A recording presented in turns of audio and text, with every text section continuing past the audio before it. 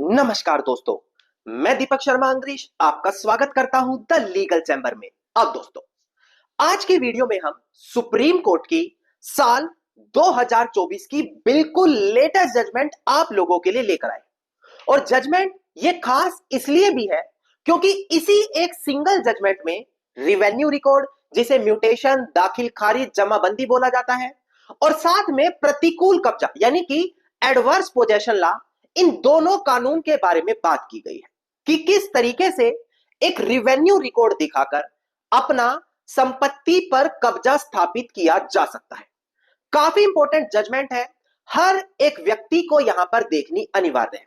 अगर वो किसी जमीनी विवाद को या तो कोर्ट में ले जा चुके हैं या मन बना रहे हैं कि हम अब कोर्ट में दावा डालने वाले हैं। अब दोस्तों, मैं दीपक शर्मा अंग्रीश रोजाना आप लोगों के लिए हर महत्वपूर्ण जानकारी सरल से सरल भाषा में लीगल चैम्बर पर लेकर आता हूं। तो मेरा आज की वीडियो में सिर्फ छोटा सा अनुरोध है, वीडियो को तुरंत लाइक कर दें, ज्यादा से ज्यादा शेयर कर दें और अपना वैल्यूएबल कमेंट सेक्शन में जरूर लिखें। तो चलिए दोस्तों, अब आज की इस वीडियो को हम ज्यादा लंबा ना करते हुए आज की इस वीडियो को स्टार्ट करते हैं।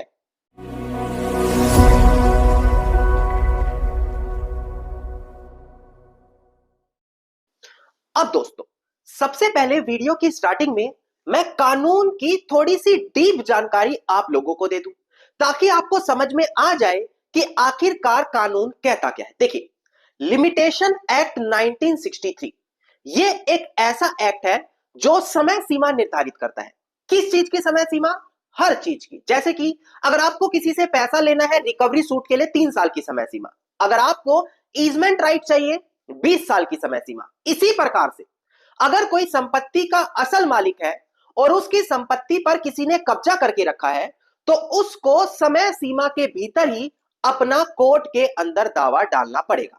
यह बात आपको लिमिटेशन एक्ट के सेक्शन 27 में पढ़ने को मिल जाएगी। अगर वो व्यक्ति समय सीमा के अंदर कोर्ट में दावा नहीं डालता तो article 65 schedule 1 of limitation act कहता है कि 12 सालों के अंदर या तो कोर्ट में दावा डाल दो।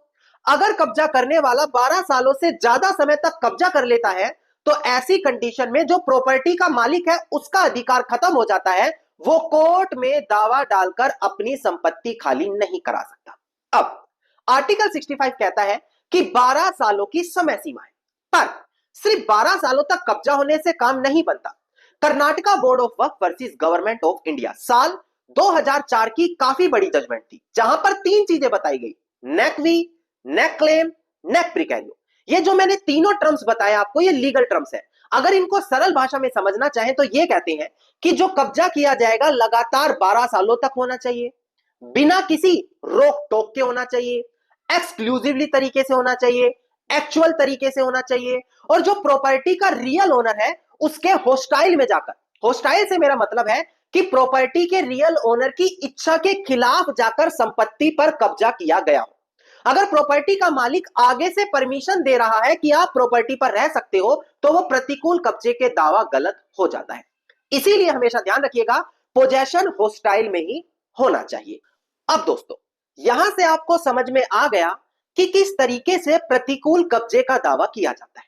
अब जो भी व्यक्ति प्रतिकूल कब्जा कोर्ट में दावा डालना चाहता है कि मैं कब्जे में हूं, मेरा हक बनता है मालिकाना हक पाने का, तो उसको स्पेसिफिक रिलीफ एक्ट के सेक्शन 34 के अंदर दावा डालना पड़ेगा। अब अगर आप चाहते हैं कि आप घर बैठे प्रतिकूल कब्जे को और बेहतर समझ पाए, या आप समय सीमा की जो किताब मैंने बताई लिमिटेशन एक्ट 1963 उसको घर बैठे मंगवा पाए, तो इसी वीडियो के डिस्क्रिप्शन में मैंने आप लोगों को एक लिंक दिया है, उस पर मात्र क्लिक करके Amazon से घर बैठे आप बुक मंगवा सकते हैं और खुद समझ सकते हैं प्रतिकूल कब्जे के बारे में और डीपली तरीके से। ना, इसके बाद हमें जो गौर करना है वो देखना है रिवेन्यू रिकॉर्ड्स। देखिए, रिवेन्यू रिकॉर्ड्स जैसे कि जमाबंदी, दाखिल खारिज, म्यूटेशन, म्युनिसिपल रिसिप्ट, ये एक ऐसे प्रकार के रिकॉर्ड होते हैं, इनमें अक्सर जो व्यक्ति जमीन का टैक्स पे करता है उसका नाम चढ़ा दिया जाता है, या फिर अगर किसी व्यक्ति का देहांत हो गया, देहांत होने के बाद उसके जो भी कोई उत्तराधिकारी है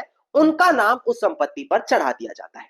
इसी को बोला जाता है रिवेन्यू रिकॉर्ड। अब एक आम व्यक्ति क्या गलती करता है, इन दस्तावेजों में अपना नाम चढ़ाकर यह सोचता है कि मैं तो संपत्ति का मालिक बन गया, जबकि समय समय पर ऑनरेबल सुप्रीम कोर्ट काफी बड़ी जजमेंट दे चुका है कि रिवेन्यू रिकॉर्ड्स कोई संपत्ति का मालिकाना हक साबित नहीं करता, ये केवल फिस्कल पर्पस के डॉक्यूमेंट्स होते हैं।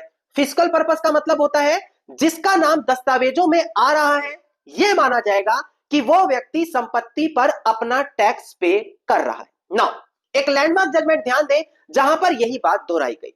ध्यान दीजिएगा डिस्प्ले पर, केस टाइटल है हमारा पी किशोर कुमार वर्सेस विट्ठल के पटकर। इसका सिविल अपील नंबर था 7210 ऑफ 2011 और 20 नवंबर 2023 की ऑनरेबल सुप्रीम कोर्ट की जजमेंट। यहां पर यही बात बोली गई कि देखो बात आएगी रिवेन्यू रिकॉर्ड्स की तो वो फिस्कल पर्पस से है, वो रिवेन्यू रिकॉर्ड किसी भी प्रकार का मालिकाना हक साबित नहीं करते। नाउ अब ध्यान दीजिएगा, रिवेन्यू रिकॉर्ड आपको समझ में आ गया, कोई संपत्ति का मालिकाना हक नहीं दिलाते, पर जो व्यक्ति संपत्ति पर कब्जा करके बैठा है, अगर वो कब्जा करके बैठा है तो उसकी ड्यूटी बनती है कि वो अगर उस संपत्ति को चाहे कब्जा करके इस्तेमाल कर रहा है तो उसका जो भी टैक्स बनता है उसी को पे करना पड़ेगा। अगर वो कब्जा करके टैक्स को पे करता है, अगर उसके बाद अपना नाम उस पर चढ़वाता है क्योंकि वो टैक्स पे कर रहा है इसलिए उसने रिवेन्यू रिकॉर्ड में अपना नाम चढ़वा लिया, तो रिवेन्यू रिकॉर्ड दिखाकर संपत्ति पर अपना कब्जा स्थापित किया जा सकता है। मतलब कोर्ट में बतौर एविडेंस के तौर पर अगर आप सेक्शन 35 इंडियन एविडेंस एक्ट देखें, उसके तहत यह साबित किया जा सकता है कि ये सारे पब्लिक रिकॉर्ड्स हैं, इसमें मेरा नाम शो कर रहा है क्योंकि मैं जमीन के कब्जे में हूं और इस आधार से मैं रिवेन्यू रिकॉर्ड्स में नाम चढ़वा चुका हूं, टैक्स पे कर रहा हूं, और रिवेन्यू रिकॉर्ड्स दिखाकर संपत्ति पर कब्जा स्थापित किया जा सकता है। इसके अलावा ऑनरेबल सुप्रीम कोर्ट ने ये जो मैं बातें बता रहा हूं बिल्कुल लेटेस्ट जजमेंट में कही है, जहां पर प्रतिकूल कब्जा और रिवेन्यू रिकॉर्ड इन दोनों बारों में बात की गई। सबसे पहले डिस्प्ले पर ध्यान दें, मैं इस जजमेंट का केस टाइटल डिस्प्ले पर दिखाकर क्लियर कर दूं। ध्यान दीजिएगा डिस्प्ले पर, केस टाइटल है हमारा state of Haryana and another, जो प्रेजेंट केस में हमारे अपीलियंट है वर्सेस अमीन लाल सिंह डिकेस through legal representative and others, जो हमारे यहां पर रिस्पोंडेंट है। इसका एसएलपी नंबर है सिविल नंबर 25213 ऑफ 2024 और डेट ऑफ जजमेंट है हमारी 19 नवंबर साल 2024। तो इससे अंदाजा लगा सकते हैं कि बिल्कुल लेटेस्ट जजमेंट चाहिए तो लीगल चैंबर को सब्सक्राइब जरूर करें। नाउ यहां पर ध्यान दें ऑनरेबल सुप्रीम कोर्ट ने क्या कहा, डिस्प्ले पर दिखाकर समझाता हूं ताकि एक एक शब्द आपको क्लियर। डिस्प्ले पर एक बार ध्यान दीजिएगा, देखिएगा दोस्तों, यहां पर ऑनरेबल सुप्रीम कोर्ट ने बोला कि रिवेन्यू रिकॉर्ड्स भी पब्लिक डॉक्यूमेंट है जो गवर्नमेंट अधिकारियों की तरफ से मेंटेन किए जाते हैं, उसको संभाला जाता है। और यहां पर सेक्शन 35 इंडियन एविडेंस एक्ट के कंडीशन में हम उन रिकॉर्ड्स को बतौर एविडेंस के तौर पर जेन्युइन मानकर कोर्ट में स्वीकार कर सकते हैं।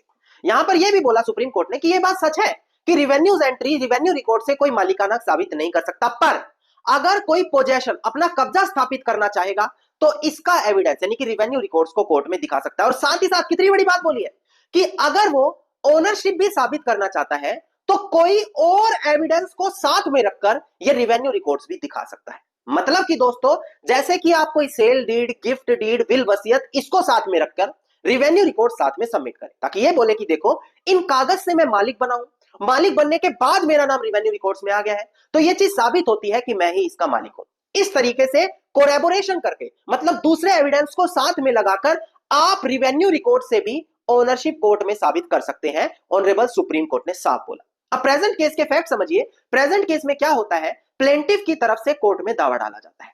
प्लेंटिफ का कहना है कि देखो मेरी प्रॉपर्टी पर गवर्नमेंट ने कब्जा कर लिया है, उन्होंने हाईवे के नाम से जमीन ली थी, ना मुझे कोई मुआवजा दिया गया और मेरी जमीन पर कब्जा कर लिया। नाउ इसके अपॉइंटमेंट में स्टेट ने आकर बोला कि जो प्लेंटिफ के पास समय सीमा थी अपनी प्रॉपर्टी लेने की वो निकल गई, हमारा यहां पर कब्जा हो गया और प्रतिकूल कब्जे से हम मालिक बन गए।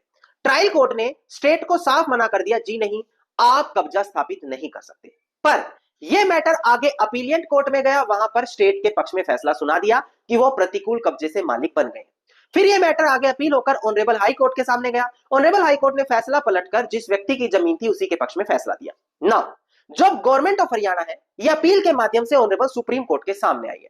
सुप्रीम कोर्ट के सामने आकर क्लेम कर रही है कि देखो हम इस जमीन पर लगभग 90-100 साल जितना लगभग टाइम है काबिज है और यहां पर हम प्रतिकूल कब्जे के आधार से मालिक बन चुके हैं। नाउ अपोनेंट पार्टी का कहना है कि देखो जमीन पर सिर्फ ड्रम थोड़े बहुत सामान रखे हैं और प्रतिकूल कब्जा स्थापित करने के लिए 5 चीजें होनी जरूरी है, actual possession, hostile possession, continue possession, public knowledge, ये सारी चीजें होनी जरूरी है। और अगर गवर्नमेंट सिर्फ अपने हाईवे के रोड पर थोड़े बहुत ड्रम और मशीनें रखकर कब्जा बोल रही है तो वो कब्जा बिल्कुल भी वैल्यूएबल नहीं है, ऐसे कब्जे को मान्यता नहीं दी जानी चाहिए ना। ऑनरेबल सुप्रीम कोर्ट ने यहां पर एक काफी बड़ी लैंडमार्क जजमेंट का रेफरेंस दिया, Vidya Devi versus state of Himachal Pradesh. Honourable supreme court ने कहा कि अगर सरकार ही अपने लोगों की जमीन पर उठकर कब्जा करने लग जाएगी तो ये लोगों के साथ नाइंसाफी होगी और वो कैसे उस गवर्नमेंट पर यकीन कर पाएंगे। और ऑनरेबल सुप्रीम कोर्ट ने साफ बोला कि एक गवर्नमेंट, एक सरकार कभी भी अपने सिटीजन्स की जमीन पर कब्जा करके प्रतिकूल कब्जा स्थापित नहीं कर सकती। और जो प्लेंटिफ है, जिसकी जमीन है, वो रिवेन्यू रिकॉर्ड्स में अपना नाम दिखाकर कब्जा स्थापित करना चाह रहा था, तो साफ बोला गया कि रिवेन्यू रिकॉर्ड्स के आधार पर आप संपत्ति पर अपना कब्जा दिखा सकते हैं बतौर एविडेंस के तौर पर। सेक्शन 35 इंडियन एविडेंस एक्ट उसको स्वीकार करेगा। और अगर आप उससे टाइटल भी साबित करना चाह रहे हैं तो कोरैबोरेटेड एविडेंस, यानी कि साथ में दूसरे एविडेंस भी लगाकर उसी रिवेन्यू रिकॉर्ड से आप अपना टाइटल भी साबित कर सकेंगे। और आखिरी में प्लेंटिफ के पक्ष में सुप्रीम कोर्ट ने यह फैसला सुना दिया और जो गवर्नमेंट थी उसकी अपील को डिसमिस कर दिया। धन्यवाद दोस्तों, उम्मीद करता हूं वीडियो में मिली जानकारी आप लोगों के लिए बेहद ज्यादा लाभदायक साबित होगी। अगर वीडियो में मिली जानकारी आप लोगों को अच्छी लगी तो वीडियो को आप लाइक, शेयर और कमेंट जरूर कीजिएगा। वीडियो से जुड़ा अगर आपका कोई क्वेश्चन है तो कमेंट सेक्शन हम सभी लोगों के लिए खुला है, कमेंट करें, अपने क्वेश्चन पूछे और जो क्वेश्चन ऐसा होगा कि कमेंट सेक्शन में रिप्लाई किया जा सकता है, मैं उसको जरूर रिप्लाई कर दूंगा। और अगर आप चाहते हैं कि रोजाना लीगल चैम्बर पर हर लेटेस्ट अपडेट पाए तो चैनल को तुरंत सब्सक्राइब करके नोटिफिकेशन बेल आइकन आप जरूर दबा दें।